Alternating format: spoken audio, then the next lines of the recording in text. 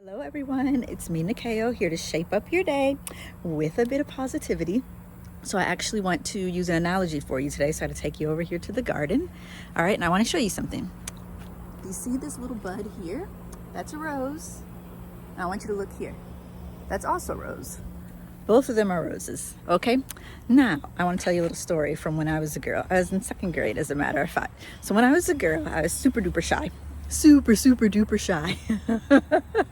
I knew lots of things, like I was really book smart, but I hated like reading out loud in class. I hated answering questions out loud in class. I was just really shy. Even if I knew it, like 100% knew something in my mind, I did not want to say it out loud. So in my math teacher's class, we always used to start the class and we would play this game called Around the World. So Around the World is where you had these flashcards and there were math facts on them, and you would stand next to another student, and whoever got the fact correct first, that person got to move on to the next student and the other person had to sit down. And the object was to get around the world, which meant you would go all the way around the whole classroom and see if you were faster than everybody in these math facts, all right? So we play this game every day and I really loved it. It was like one of my favorite parts of the class every day. And in fact, when I became a teacher, I used to play it with my kids. I would do math facts, I would do high frequency words, I would do letter sounds, like all sorts of different things. I would always do around the world and the kids enjoyed it. And then even when I teach teachers, like when I moved into education leadership, I would teach them like, hey, here's a fun game that you can do with kids around the world. But I loved it, but I would always be quiet. But I enjoyed watching as the different kids went around, and then in my mind, I would think of the answers. But whenever someone came to me, I was too shy. I would not say anything out loud. Until one day, there was a boy in my class, and I remember his name was Jared. And Jared used to be like, he was super good at math. And so he would get like really far in the class. I can't remember if he ever made it all the way around the world and beat every student at least once, but he would always be on a roll, beating kid after kid after kid after kid. So he gets to me one day, and before the teacher shows the card, Jared's like, oh, I don't even know why you're going to show the card. You know, she's not going to say anything. She never says anything. And oh my goodness. Something inside of me snapped that day. And I would say that moment actually changed my life, because like I said, I used to know these facts really well. I was a very good student in school.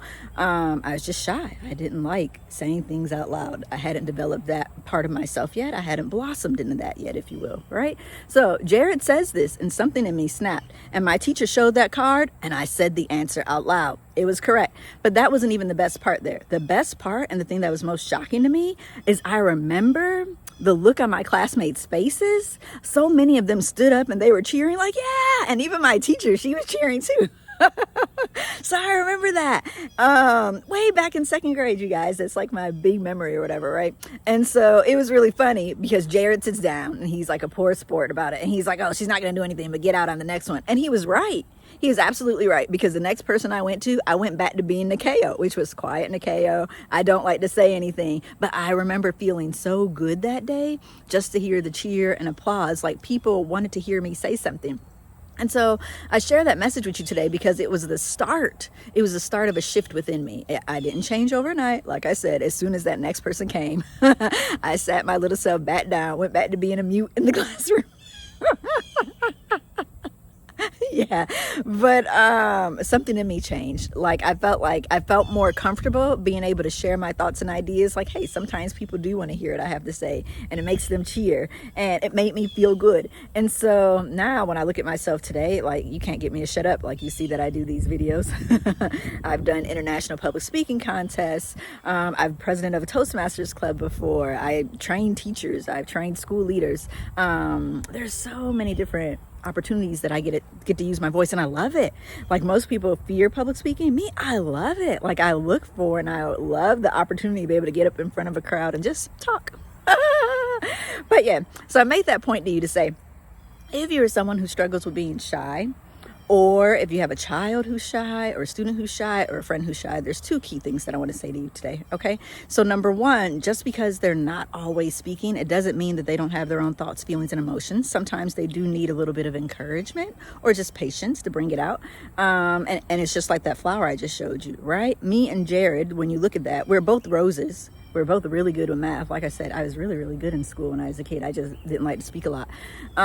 But he was more in bloom at that time, like the bigger rose that I showed you. Whereas me, I was still that little bud. I hadn't fully blossomed yet, but hey, now it's like caught up with me and everything, right?